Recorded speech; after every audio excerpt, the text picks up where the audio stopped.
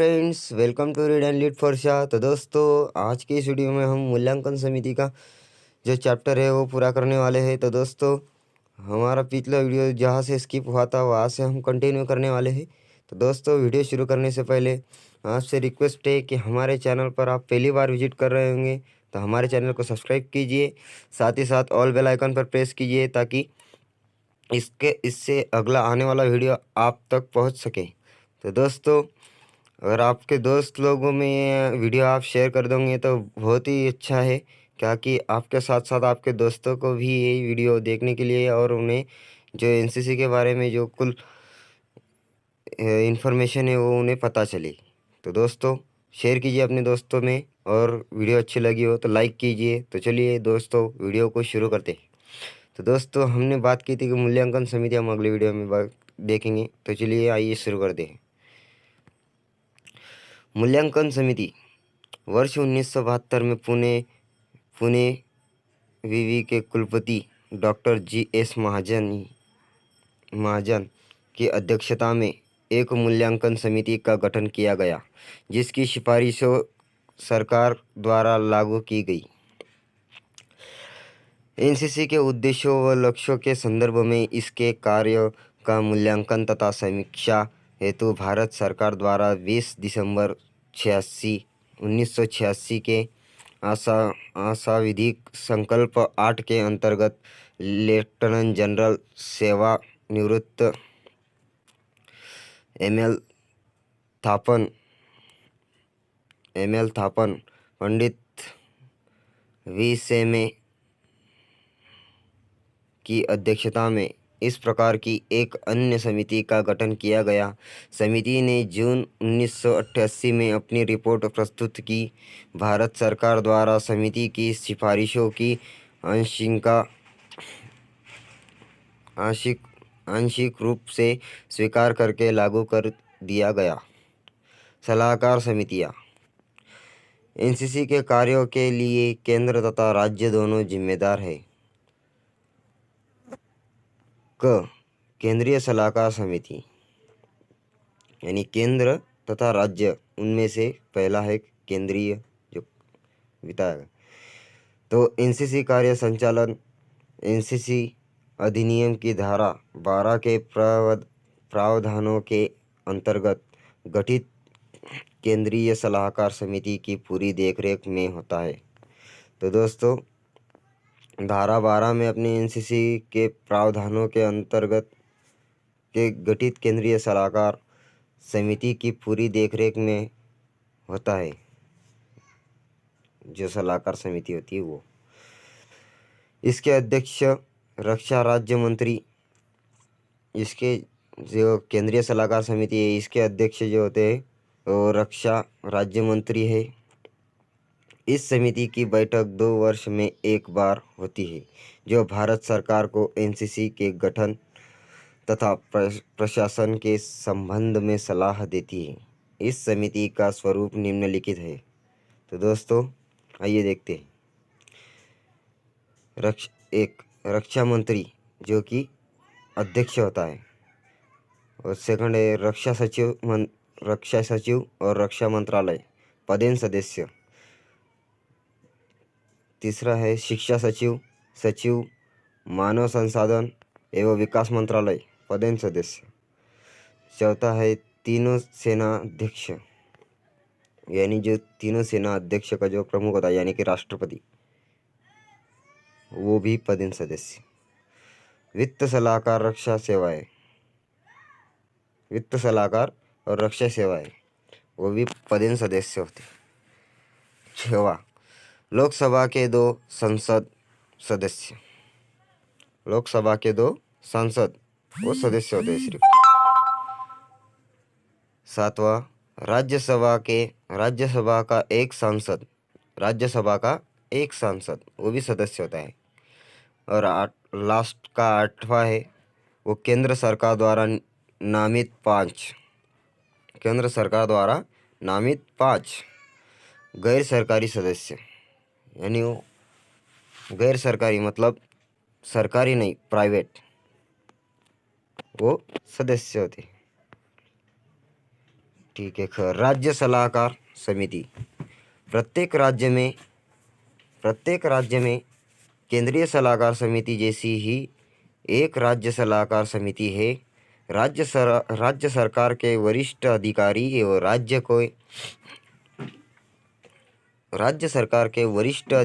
एवं राज्य के एनसीसी अपर महानिदेशक इसके सदस्य हैं।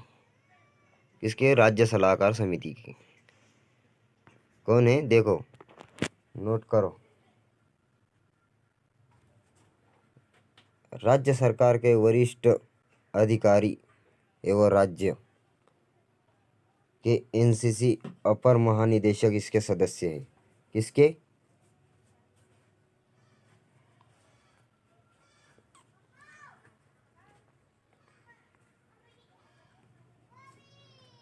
ये जो है वो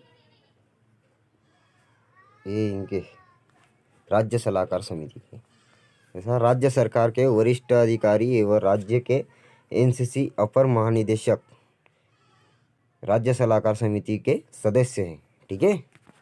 राज्य सलाहकार समिति की प्रतिवर्ष बैठक होती है जिसमें उस राज्य में एनसीसी की कार्यविधि पर निगरानी रखी जाती है तथा सलाह दी जाती है। तो दोस्तों अब हम जो पढ़ने जा रहे हैं जो कि एनसीसी के जो उद्देश्य होते हैं यानी एम्स, जिसे राष्ट्रीय कैडेट कोर के एम्स ऑफ एनसीसी, राष्ट्रीय कैडेट कोर के उद्देश्य, तो ये बहुत इम्पोर्टेंट है दोस्तों, इसलिए मैंने यहाँ पर भी मार्क कर दिया है आईएमपी। तो दोस्तों ये ध्यान में रखना चाहिए अपने। ठीक है, चलो देखते हैं क्या उद्देश्य है। एक, देश के युवाओं में चरित्र,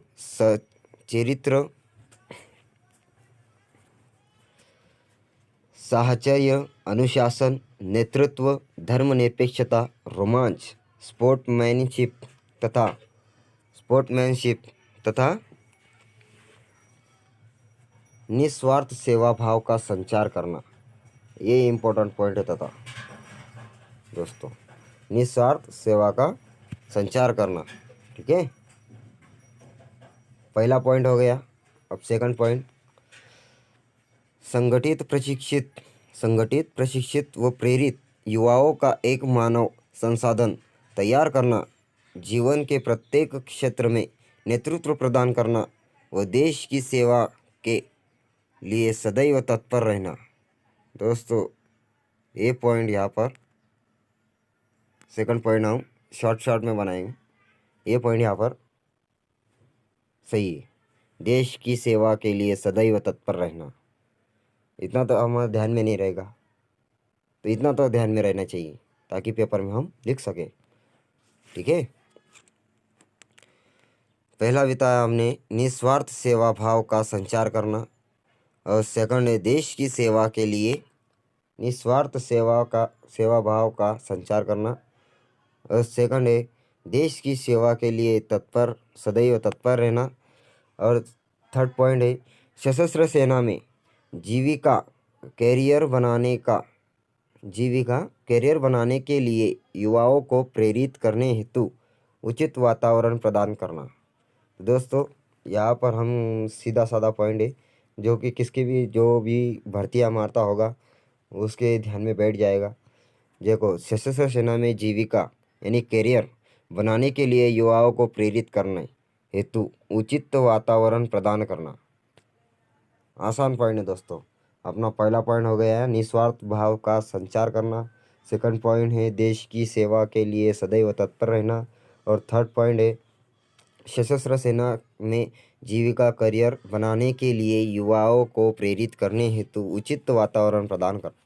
तो दोस्तों ये 3 पॉइंट है हमारे जो कि वेरी वेरी इम्पोर्टेंट है।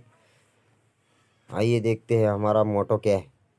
मोटो यानी हमारा जो एनसीसी का ध्येय होता है, जो ब्रीद वाक्य है, उसे हिंदी में तो ध्येय बोलते हैं लेकिन मराठी में ब्रीद वाक्य बोलते हैं और इंग्लिश में मोटो बोलते हैं। तो दोस्तों हम हिंदी में जान लेते हैं। राष्ट्रीय कैडेट कोर का ध्येय क्या होता है? एकता और अनुशासन। हमेशा एकता से रहना और डिसिप्लिन में रहना, यानी अनुशासन बनाए रखना, और उसे ही इंग्लिश में बोलते हैं मोटो ऑफ एनसीसी। उसका एकता और अनुशासन जैसा है ध्येय, वैसा इधर मोटो है यूनिटी एंड डिसिप्लिन। ये दोनों, ये एकता और अनुशासन ये हिंदी में है, और यूनिटी एंड डिसिप्लिन ये इंग्लिश में है। अनुशासन की विशेषता है हम जानेंगे दोस्तों। कार्डिनल्स ऑफ एनसीसी डिसिप्लिन, चलिए देखते हैं। एक, मुस्कुराते हुए आज्ञा का पालन करो, इंग्लिश में ओबे विथ स्माइल। समय के पाबंद रहो। दोस्तों, फौज में या एनसीसी में समय का अक्सर पाबंद रहना बहुत ज़रूरी होता है, तब जाके वह कैडेट सही ढंग से अपना डिसिप्लिन बनाए रखने की कोशिश रखता है। निसंकोच कठोर परिश्रम करो, निसंकोच कठोर परिश्रम करो। वर्क हार्ड विथ आउटफोर्स के, वर्क हार्ड विथ आउटफोर्स। निसंकोच कठोर परिश्रम करो। चौथा पॉइंट है, बहाने न बनाओ एवं झूठ मत बोलो। Make no excuse and tell no lies. Okay. राष्ट्रीय कैडेट कोर के कैडेट के लिए शपथ। दोस्तों, जब हर एनसीसी कैडेट का एनरोलमेंट एनसीसी में होता है तो दोस्तों उसे यह शपथ लेनी पड़ती है। वो क्या शपथ होती है वो हम जान लेंगे। तो दोस्तों, यहाँ पर मैं बिताया गया है और यहाँ dot dot dot dot dot dot dot बिताया गया है। ये डॉट डॉट डॉट यानी कि यहाँ पर अपना नाम होता है। ये तो आपको बताने की ज़रूरत नहीं, ताकि आप छोटे बच्चे भी ना आए, और छोटे बच्चे भी हो तो समझ लो कि यह अपना नाम है। मैं डॉट डॉट डॉट प्रतिज्ञा करता हूँ कि सच्चाई और श्रद्धा से अपने देश की सेवा करूँगा तथा राष्ट्रीय कैडेट कोर के नियमों तथा अधिनियमों का पालन करूँगा, और अपने कमांडिंग ऑफिसर के आदेश के अनुसार हर परेड पर व कैंप में पूर्ण शक्ति के साथ सम्मिलित रहूँगा। दोस्तों, यह शपथ है एनसीसी कैडेट की, जो कि हर मुसीबत के वक्त चाहे पूर्ण शक्ति के साथ सम्मिलित रहूँगा, यानी वो कोई काम के लिए पीछे नहीं हटेगा। जहाँ पर कोई नहीं भिड़ सकता है वहाँ हमारा जाने का काम है, यानी एनसीसी कैडेटों का। ठीक है। तो दोस्तों, एनसीसी कैडेटों से रिक्वेस्ट है कि ऐसे कामों में भाग लिया करें। जैसे कि हम तो ये साधारण शिविरों में तो भाग लेते हैं, जैसे कि रक्तदान शिविर, दूसरे स्वच्छ स्वच्छ अभियान शिविर, साफ़ सफाई के शिविर, ऐसे शिविरों में तो हम भाग लेते हैं। लेकिन जब एक्सीडेंट वगैरह होता है, जब भी हमारा काम है कि हम दौड़कर वहाँ पर उन्हें मदद के लिए जाए। तो दोस्तों, चलिए, राष्ट्रीय कैडेट कोर का झंडा, एनसीसी फ्लैग की क्या विशेषताएं हैं ये हम जानेंगे आज। तो दोस्तों, राष्ट्रीय कैडेट कोर का झंडा मीन्स एनसीसी फ्लैग। ओके। तो एनसीसी एक अंतर सेवा संगठन है। क्या है दोस्तों? एनसीसी एक अंतर सेवा संगठन है, जिसे कि पैसों की लालच नहीं है, लेकिन उसे सेवा करने का भाव है। ठीक है। अंतर सेवा संगठन है, तो इसलिए हम एनसीसी ज्वाइन करते हैं दोस्तों। ठीक है। लेकिन उसके कुछ बेनिफिट्स भी है, वो हमें मिल जाते हैं दोस्तों। करने वालों को है, ना करने वालों को कुछ भी ना है दोस्तों। इसलिए इसका झंडा 3 रंग की 3 समान खड़ी पट्टियों में बटा हुआ है। जो हमारा एनसीसी फ्लैग है वो उसके 3 कलर है, एक ब्लू, एक फिकर ब्लू और रेड। ठीक है। इसमें सबसे ऊपर लाल रंग की पट्टी, बीच में गहरी नीले रंग की पट्टी तथा नीचे आसमानी रंग की पट्टी होती है, जो कि क्रमशः सेना, नौसेना तथा वायुसेना की प्रतीक है। तो दोस्तों, हमारा जो फ्लैग है, मीन्स एनसीसी, जो अपना एनसीसी का जो फ्लैग है, उसके अंदर पहला सेना का प्रतीक है, फिर दूसरा नौसेना का प्रतीक है, तीसरा रंग वायुसेना का प्रतीक है। झंडे के बीच में 16 पंखुड़ियाँ का बना एक चक्र है, जो 16 निदेशालयों को प्रतीक है, यानी उनको दर्शाता है, निदेशालयों को।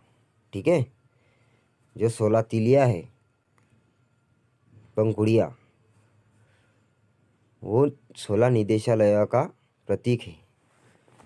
इसी चक्र के बीच में एनसीसी शब्द लिखा है।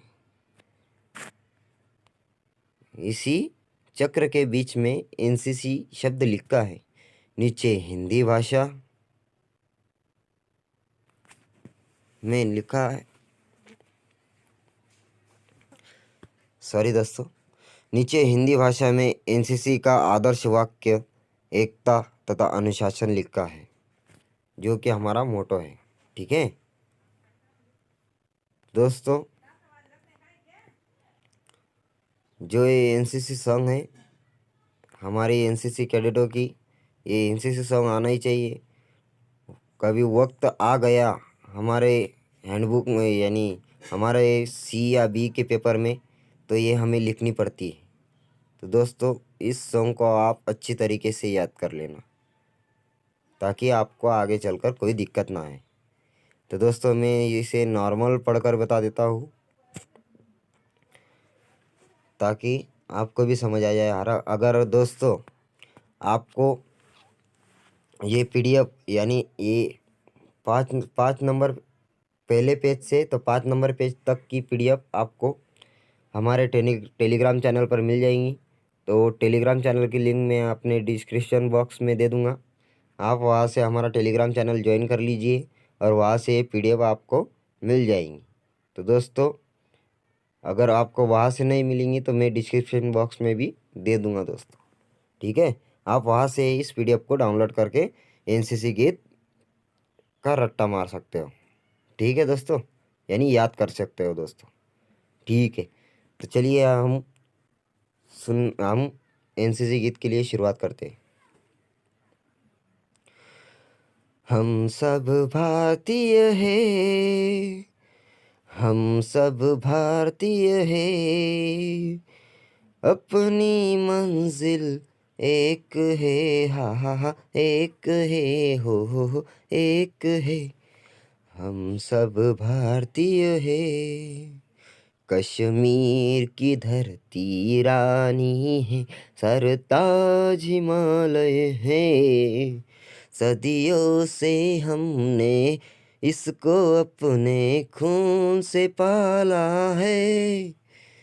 देश की रक्षा के खातिर हम शमशीर उठा लेंगे, हाँ हम शमशीर उठा लेंगे। बिखरे बिखरे तारे हैं हम, लेकिन झिलमिल एक है, हा हा हा, एक है, सब एक है। हम सब भारतीय हैं, हम सब भारतीय हैं। मंदिर गुरुद्वारे भी है यहाँ, और मस्जिद भी है यहाँ। गिरिजा का है घड़ियाल कहीं, मुल्ला की कहीं है अजान। एकता ही अपना राम है, एक ही अल्लाह ताला है, एक ही अल्लाह ताला है। रंग बिरंगी दीपक है हम, एक है, सॉरी हम, लेकिन महफिल एक है, हा हा हा, एक है, हो एक है। हम सब भारतीय हैं, हम सब भारतीय है, हम सब भारतीय है। तो दोस्तों यहाँ पर हम सब हिंदी है ऐसा लिखा है, लेकिन मैं वो बता नहीं सका, तो इसके लिए सॉरी। लेकिन याद करते समय आप ऐसे ही याद कीजिए दोस्तों। तो दोस्तों हम इतना चैप्टर, ठीक है, हम एनसीसी की प्रशासनिक व्यवस्था बता के हमारा वीडियो यहाँ पर ख़त्म कर लेंगे दोस्तों, ठीक है।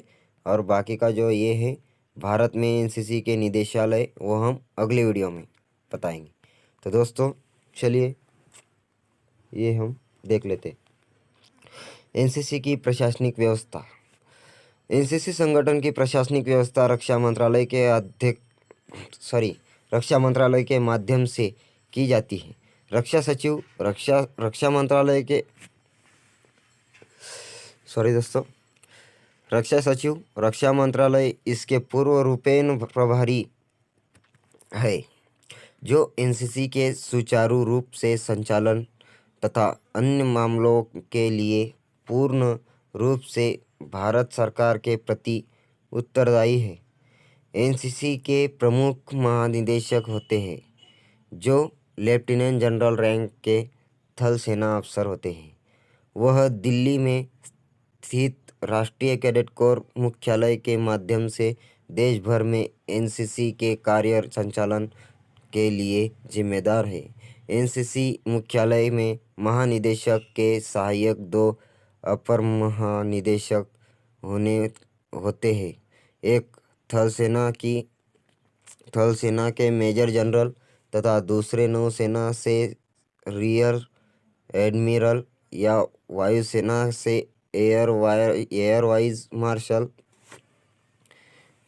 मार्शल, ब्रिगेडियर तथा समकक्ष रैंक के 5 महानिदेशक है। इसके अलावा 3 ब्रिगेडियर तथा 1 कमांडर एयर कमांडर तथा 1 सिविलियन अधिकारी पदस्थ होते हैं।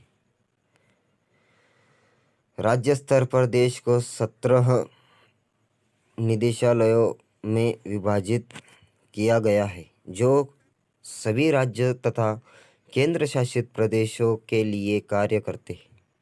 इन निदेशालयों के प्रमुख अपर महानिदेशक एडीजी, मेजर जनरल अथवा अन्य सेवाओं से उनके समकक्ष रैंक के अफसर होते हैं। प्रत्येक राज्य मुख्यालय के नियंत्रण में 2 से 11 तक ग्रुप मुख्यालय होते हैं, जिनके प्रमुख कर्नल, ब्रिगेडियर या समकक्ष रैंक के अफसर होते हैं। इन ग्रुप कमांडर्स के अधीन 5 या 7 एनसीसी की बटालियन होती है, जिनको लेफ्टिनेंट कर्नल रैंक का अफसर कमांड करता है। यानी या तो लेफ्टिनेंट कर्नल या कर्नल रैंक का अफसर कमांड करता है, यानी कमांड देता है, ठीक है। यानी उनके अंडर में एनसीसी बटालियन होती है, ठीक है। प्रत्येक बटालियन में कई कंपनियां होती है, जिनको एसोसिएट्स एनसीसी अफसर, जिनका पद लेफ्टिनेंट से लेकर मेजर तक होता है, कमांड करते हैं। भारत में एनसीसी के निदेशालय ये हम चलो देख लेते हैं दोस्तों। थोड़ी वीडियो लंबी होंगी, मैं आप बोर नहीं होना चाहिए इसलिए मैं नहीं कह रहा था, लेकिन वो इसी पेज में इसलिए हम कर लेते हैं, ताकि ये 1 से 6 पेज की मैं पीडीएफ आपको भेज सकूँ, यानी डिस्क्रिप्शन बॉक्स में डाल सकूँ। तो चलिए देखते हैं। पहला है एनसीसी डायरेक्टेड महाराष्ट्र गोवा। इनका मुख्यालय है मुंबई। यानी एनसीसी डायरेक्टेड है, हमारे कितने डायरेक्टेड है? 17 डायरेक्टेड है। तो दोस्तों वो उनका मुख्यालय कहाँ है वो हम देखते हैं। तो चलिए, पहला एनसीसी डायरेक्टर महाराष्ट्र गोवा, इसका मुख्यालय मुंबई में है।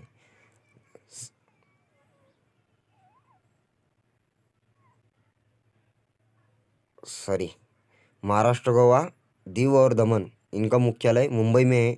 सेकंड, मद्रास और पांडिचेरी इसका मुख्यालय चेन्नई में है।